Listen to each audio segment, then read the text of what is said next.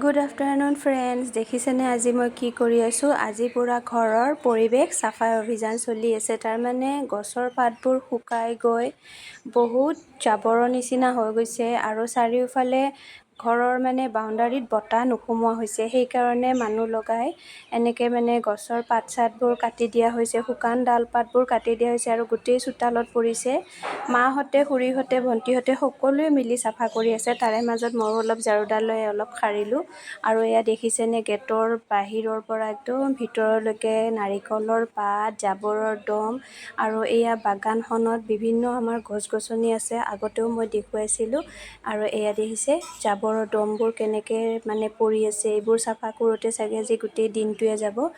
যিহেতু এইবোৰ গছ গছনি বিভিন্ন ফল মূল ঔষধি গছো আছে, এইবোৰ আব্বাই লগাই থৈ গৈছিলে আৰু এনেকৈ মানে আজি বহুত জাজ হৈ থকাৰ কাৰণে মায়ে ক'লে যে চাফা কৰি দিয়া যাওক। আৰু চাওক গাইজ, এয়া আমাৰ গছৰ মোমাই তামোল, কেইবাটাও থোক, 5টা 6টা থোক একেবাৰে মানে গোটেইকেইটা পকিছে। সঁচাকৈয়ে মই কৈছোঁ, যদি ওচৰৰ কোনোবা আছে, লাগা আছে, আজি আমাৰ ঘৰত আহিলে একদম ফ্ৰেছ মোমাই তামোলৰ থোক নিব পাৰিব। আমি থৈ দিছোঁ, যোনে আহিব তাকে দি দিম।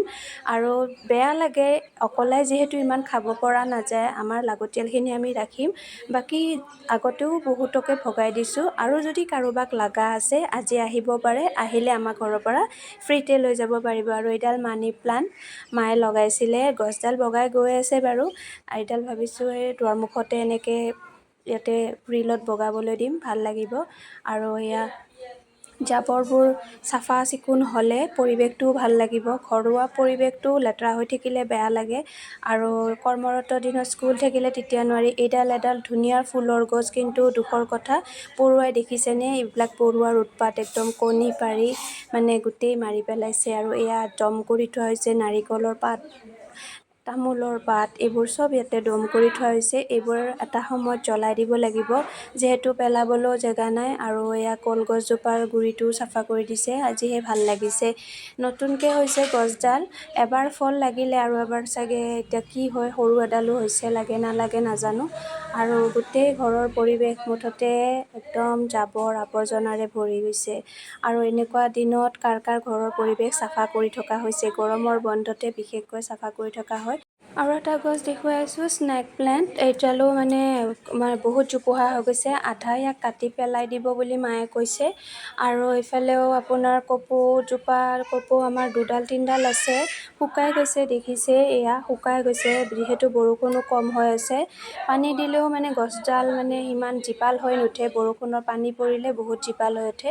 আৰু এয়া এইটো এটা ফুলৰ লতা এনেকৈ বগাই আহিছে, বিৰাট ধুনীয়া, ভাল লাগে। আৰু আমিনো কিনো কণ্টেণ্ট বনাম ভাবি চাওকচোন, ফেচবুকে আমাক কণ্টেণ্ট বনাব দিয়ে, আমিতো এইবোৰে বনাম ন। আৰু এয়া কঁঠালো পাৰি থোৱা হৈছে। আৰু এয়া কঁঠাল দেখিছে, গছৰ কঁঠাল এটা গছত আছে, বাকীকেইটা প্ৰায় পকি যোৱাৰ বাবে পাৰা হৈছে, যিহেতু এতিয়া জুলাই মাহত সোমাল। আৰু এয়া গছতে কিবাহে অলপমান নষ্টও কৰিছে। আৰু চাওঁ, এইকেইটা মায়ে ঢাকি থৈ দিছে বস্তাৰ কাপোৰেৰে। মই দেখুৱালোঁ এয়া গছৰ কঁঠাল, আজি পাৰি উঠিছে গছৰ কঁঠাল। আৰু 5টামান লাগিছিল, এনেকৈ তাৰে কেইটামান পাৰা হ'ল আৰু এটা গৈ শেষত আছে। আৰু সেইটোৱে এইটো।